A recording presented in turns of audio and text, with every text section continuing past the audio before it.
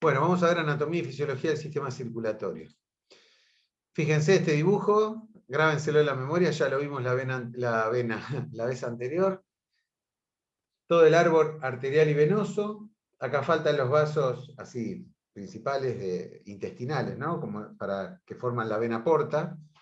Acá está el corazón, está en rojo las arterias y en azul las venas, que es como se suelen representar gráficamente. No es así el color verdadero a la vista, pero sirve para graficar por dónde circula la sangre arterial y por dónde la venosa, que no es sinónimo de oxigenada o carbooxigenada, porque si nosotros vemos acá las arterias pulmonares, sabemos que las arterias pulmonares que están dibujadas en rojo porque son arterias, en realidad transportan sangre desoxigenada.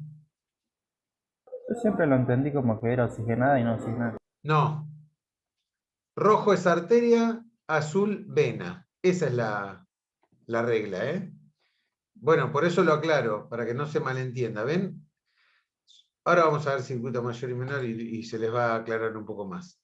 Entonces, está formado el sistema cardiocirculatorio por el sistema cardiovascular, corazón y vasos, por donde circula sangre, pero también, ya se los había mencionado, el sistema linfático, por el que circula linfa. Y el sistema linfático es muy importante porque es el que traslada todo el líquido que quedó en el intersticio de los tejidos, que no se llevó la sangre, se lo lleva la linfa. Y tiene distintas funciones que ahora las vamos a repasar. Entonces vamos a ver el sistema cardiovascular, el corazón, en cuanto a la morfología y estructura. La morfología es la forma y estructura es qué lo compone.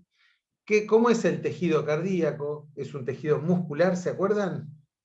Que teníamos el tejido muscular, músculo estriado, liso y cardíaco. El estriado está en los miembros y su principal función es la de movilizar al individuo, pero también alcanzar comida y los gestos de la cara. Bueno, es un músculo voluntario que provoca sobre todo el traslado del individuo. También tenemos el músculo liso, que está en las arterias, venas, en algunos órganos viscerales y en el intestino, en los bronquios, en el esófago, etc. Y el tejido muscular cardíaco, que es un tejido especializado, que la característica que tiene es que se contrae para bombear sangre, pero además es autoexcitable, que es la característica principal, autoexcitable. Y los vasos que tenemos, arterias, venas y capilares. Y luego vamos a hacer una mención de lo que es la presión arterial. Fíjense dónde está ubicado el corazón, que es de lo primero que vamos a hablar. En el mediastino. El mediastino es un área que está en el tórax, que se encuentra entre los pulmones hacia los lados, el esternón por delante y la columna vertebral por detrás. Acá vemos un corte transversal a nivel del mediastino, a donde está lo anterior hacia arriba, lo posterior hacia abajo, izquierda hacia nuestra derecha y derecha hacia nuestra izquierda. Es como ver un paciente en un corte transversal desde los pies. Entonces ahí vemos los límites del mediastino, que son hacia los lados los pulmones, hacia atrás la columna vertebral, hacia adelante el esternón. Hacia abajo, límite inferior es el diafragma, y hacia arriba, la abertura superior del tórax o el opérculo torácico, también se le dice. Fíjense que tenemos distintas zonas del mediastino que van a alojar distintos órganos. El mediastino superior, el anterior, el medio y el posterior. Eso es lo más fácil para dividir. Porque nosotros sabemos que en el mediastino medio está el corazón, en el superior tráquea, esófago y callado aórtico. Algunos, depende de la división, el mediastino medio tiene como límite superior el borde superior del callado aórtico y en otros lo incluyen. Nosotros vamos a dejar el callado aórtico entonces en el mediastino medio con el corazón y los grandes vasos. Mediastino superior con esófago y tráquea. El mediastino posterior tenemos el esófago, principalmente porque la tráquea queda acá, se divide ya en bronquio fuente derecho e izquierdo. En cambio, el esófago sigue hasta el abdomen, va por el mediastino posterior, que además hay cadenas linfáticas muy importantes la aorta descendente, las venas cavas que van a desembocar en la aurícula derecha. El mediastino anterior tiene grasa, se encuentra el timo en el mediastino anterior y superior, que es un órgano que tiene que ver con el desarrollo del sistema linfoide y que se va atrofiando después del nacimiento. Y el diafragma lo divide de la cavidad abdominal. Esto es tórax y esto es abdomen. El diafragma tiene algunos orificios por donde van a atravesar los órganos que recorren del tórax al abdomen o viceversa. Por ejemplo, el esófago tiene el hiato esofágico por donde va a pasar el esófago y luego se comunica con el estómago. También la aorta tiene su pasaje del tórax al abdomen. Y bueno, hay otras estructuras también un poquito menos importantes.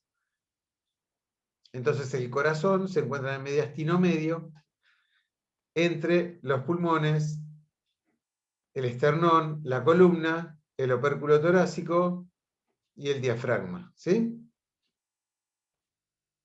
Acá vemos los hiatos, ¿ven? Esofágicos. ¿Qué pasa cuando el agujero se agranda del hiato esofágico? Es la hernia de hiato. Porque pasa contenido del abdomen hacia el tórax. Esa es la famosa hernia de hiato que tenemos después de los 40 años el 60% de las personas. Pero no quiere decir que sea una enfermedad ni que le produzca ningún problema. Entonces, cuando hablamos de cómo circula la sangre circula de una sola manera ordenadamente. Cualquier alteración de esto es patológico. Entonces, tenemos característica de la circulación de sangre. Es cerrada. La sangre no sale de los vasos sanguíneos. Si sale de los vasos sanguíneos, es un trastorno, es una hemorragia o un hematoma. Profe, pero ¿y los capilares? ¿Cómo serían entonces?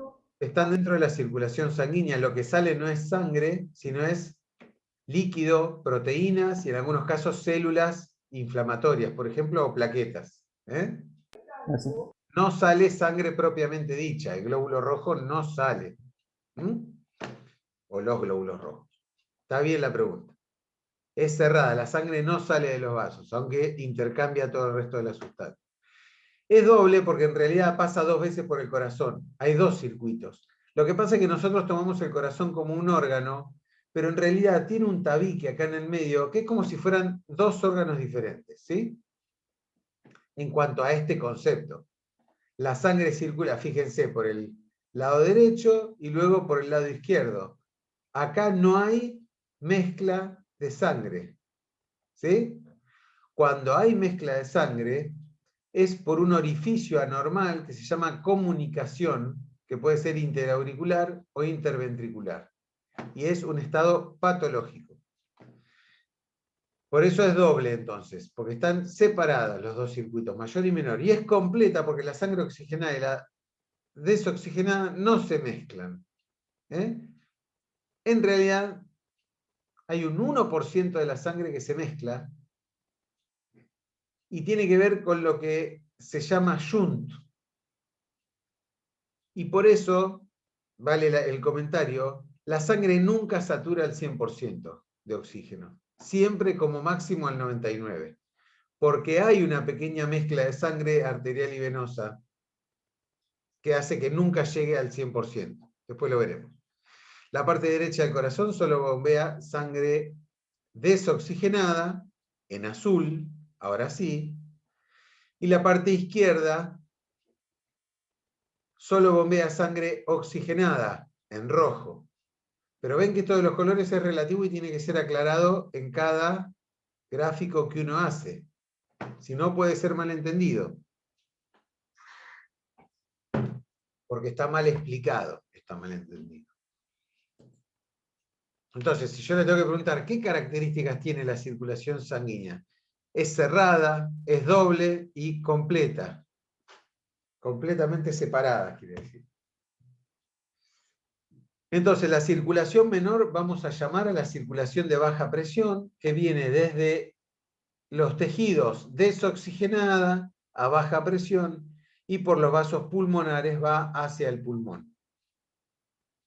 Y la circulación mayor es entre los pulmones, que vuelve al corazón y es bombeada por la aorta hacia todo el resto del organismo, con sangre oxigenada. La sangre desoxigenada sale del ventrículo derecho, va a los pulmones por las arterias pulmonares, se oxigena en el capilar, en la membrana alvéolo capilar, o sea, entre el alvéolo y el capilar, y regresa por las venas pulmonares hacia la aurícula izquierda. De la aurícula izquierda pasa al ventrículo izquierdo y del ventrículo izquierdo por la aorta va al resto del organismo. La circulación mayor es esta última que nombré, entre el corazón y los demás órganos y tejidos. La sangre oxigenada sale del ventrículo izquierdo por la arteria aorta, lleva a los órganos y nutrientes y vuelve al corazón por las venas que confluyen en las venas cavas hasta la aurícula derecha. Entonces tenemos una circulación menor y una mayor. Una oxigenada y otra desoxigenada. Se lo repito por si me equivoqué. La sangre oxigenada es el circuito izquierdo que viene del pulmón, de los pulmones, perdón, son dos, al corazón izquierdo y del corazón izquierdo a los tejidos. Y el circuito desoxigenado o carbooxigenado es el que va de los tejidos al corazón derecho y del corazón derecho a los pulmones. Ahora, el circuito mayor y el menor, el mayor es del corazón a los tejidos y los tejidos al corazón, y el menor es del corazón a los pulmones y de los pulmones al corazón. ¿Sí? ¿Ahora quedó claro? Circuito menor, Sí, sí. circuito mayor. Podemos entonces decir circuito El izquierdo. circuito pulmonar y el circuito sistemático, ¿Cómo? que viene a ser el circuito pulmonar y el circuito sistémico. Claro. Menor o mayor, sinónimos. Pero si yo digo circuito izquierdo, hablo del pulmón al corazón y del corazón a los tejidos. Y derecho, de los tejidos al corazón derecho y del corazón derecho a los pulmones. Depende para qué uno esté hablando. Y eso lo vamos a ver cuando hablamos de insuficiencia cardíaca, que a veces uno dice insuficiencia cardíaca izquierda y otra vez es derecha. Y tiene que ver con esto que estamos hablando ahora. Y no nos vamos a detener.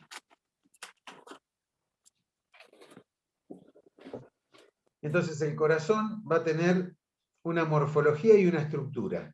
El tejido, dijimos recién, es un tejido muscular, pero además tiene otro tipo de tejido, porque está envuelto, por ejemplo, por el pericardio, que es una vaina fibrosa de tejido conectivo, por donde van a ir, por donde está protegido el corazón y sostenido.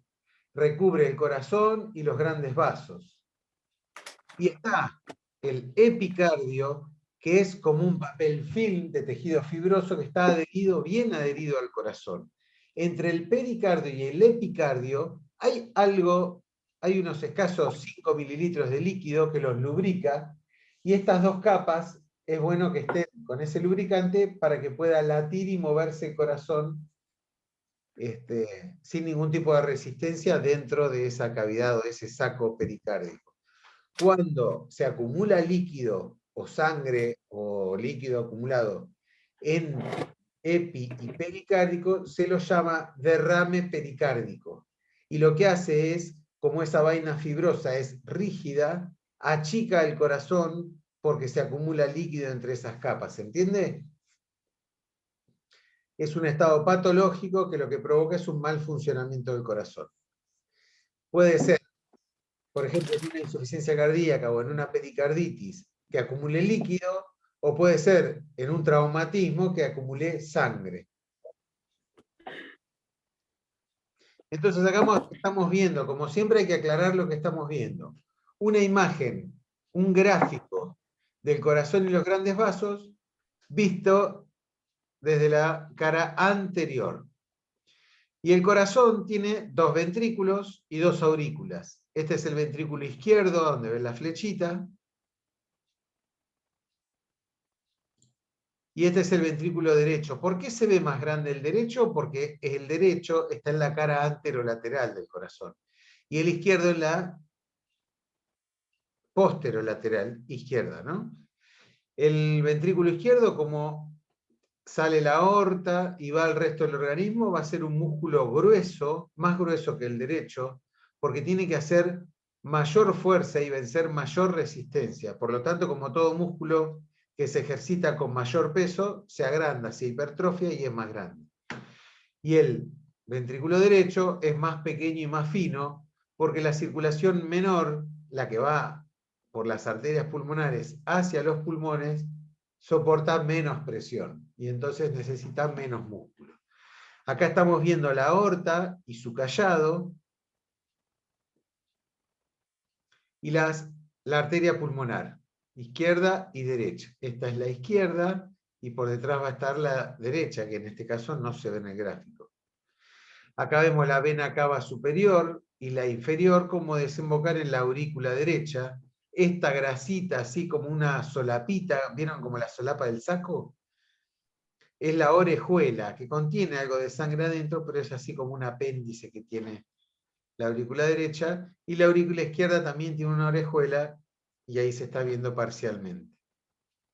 Las venas pulmonares, que ahora vamos a ver que desembocan en la aurícula izquierda, son 4. Acá se están viendo las 2 de la derecha, que van a ir a parar a la aurícula izquierda, que está bien atrás, y a la izquierda. Entonces es un órgano muscular hueco. Externamente presenta 2 surcos, transversal y longitudinal, lo que nos va a dividir el surco longitudinal anterior en ventrículo izquierdo y ventrículo derecho. El surco transversal es el que nos divide entre aurículas y ventrículos. Y el longitudinal en realidad no se ve entre aurícula izquierda y derecha. Esto es una vista anterior del corazón y una vista posterior del corazón. Esta es la izquierda, esta es la derecha, y en este caso va a ser esta la derecha porque es una vista posterior, y esta la izquierda. Y este gráfico pone énfasis en la ubicación de las arterias coronarias, que son las primeras ramas de la arteria aorta en su nacimiento, y que van a irrigar al corazón. O sea, el corazón bombea sangre que sale hacia la aorta y de la aorta va hacia el corazón. Es una vueltita cortita la que las arterias coronarias tienen desde su nacimiento. Acá vamos a ver que tenemos la arteria coronaria derecha, que nos va a dar después la arteria descendente posterior, que es esta, o interventricular posterior. Y la arteria coronaria izquierda, que va a dar la circunfleja, que se va hacia la aurícula izquierda, y la descendente anterior. Estas son las principales. Después vamos a ver que tienen diagonales y otras ramas que se van dividiendo. Esto irriga el corazón con sangre oxigenada. Luego tenemos las venas coronarias que siguen el mismo recorrido de las arterias. Y lo que tenemos que saber es que la irrigación coronaria es la que determina la buena oxigenación del corazón. Y cuando se obstruye una arteria coronaria, lo que provoca es una isquemia, falta de oxígeno en el tejido muscular, que si se prolonga en el tiempo provoca el infarto.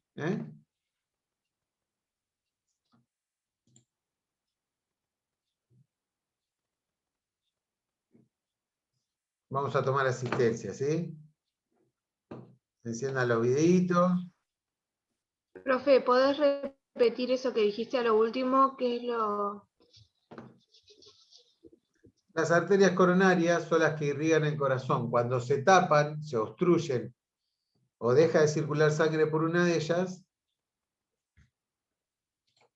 es que se provoca la isquemia o infarto del miocardio. Enciendan los videos en 10 segundos. El que no aparece, lamentablemente, está ausente. Lucía Peñalba, María Florencia Ibáñez, Belén Amado. Presente.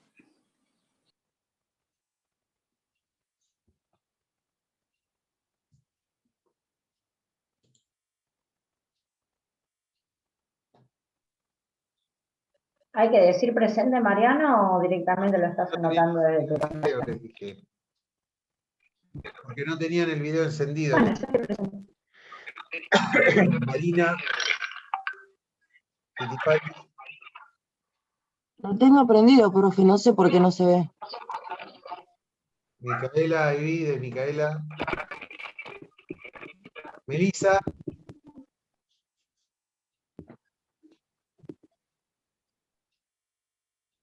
Lorna. ¿Te la ¿Me veo? Melissa? ¿O prendo la luz?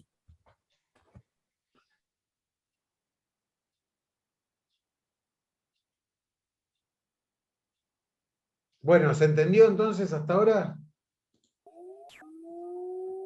Profe, ¿no se ve la cámara encendida? Ya está, sigamos. A ver quién. Melissa.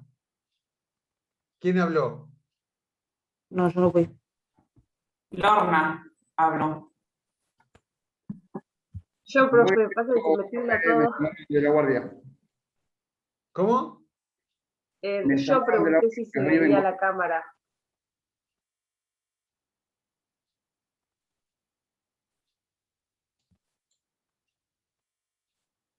Bueno, sigamos, ya está. Pregunta, Mariano. Sí, ¿Cómo era que dijiste que se llamaba el espacio que hay entre el pericardio y el epicardio?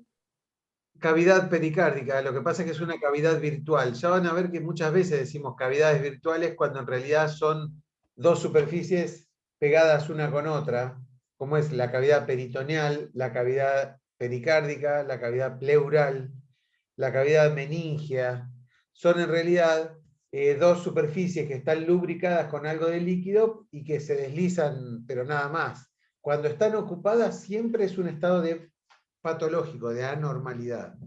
Entonces, cuando es en la cavidad pleural, decimos derrame pleural, derrame pericárdico, líquido ascítico, o lo que fuera en la cavidad peritoneal. Seguimos. Fíjense acá en un corazón de cordero, se lo aclaro pero bueno, bien le podría haber dicho que era un corazón humano. Miren, así es como se ve. Fíjense qué parecido al gráfico que habíamos visto, ¿eh? Esto es grasita, grasa parda, se llama, es diferente a la grasa blanca que ocupa otros lugares. Y acá vemos los vasos coronarios. Si vemos vasos coronarios grandes, sabemos que es el surco interventricular. Ventrículo izquierdo, ventrículo derecho. Acá vemos un surco, así que seguramente esta sea la aurícula derecha y ventrículo derecho. Y en esta grasa están las arterias y las venas, los grandes vasos. Si lo cortamos y vemos la cavidad ventricular, fíjense todas estas como galerías y cuevas que tiene, y en realidad lo que hace que aparezcan es el endocardio, que es lo que cubre por dentro el corazón. Miocardio es el músculo propiamente dicho, y epicardio es la membrana fibrosa que lo recubre por fuera. ¿Ven mi flechita? Sí. Y dentro de la cavidad ventricular estamos viendo estas cuerdas tendinosas, que lo que son como fibras elásticas, fibrosas, que toman y le dan funcionalidad a las válvulas, que ahora vamos a ver en la segunda parte de la clase. 4 minutos de recreo hasta que renovamos la clase, ¿dale? ¿Preguntas? Ok. Bueno, Gracias. ¿Preguntas hasta acá? No. Vamos. Profe, endocardio, epicardio, ¿y cuál más dijo? Y la del medio, que es el músculo miocardio. Mio es de músculo. Miositis es la inflamación del músculo. Miocardio es el corazón músculo cardíaco. ¿Sí? Acuérdense a aprender el significado de las palabras, porque en muchas está la respuesta de lo que es. Miocardio es músculo cardíaco. Y, perdón,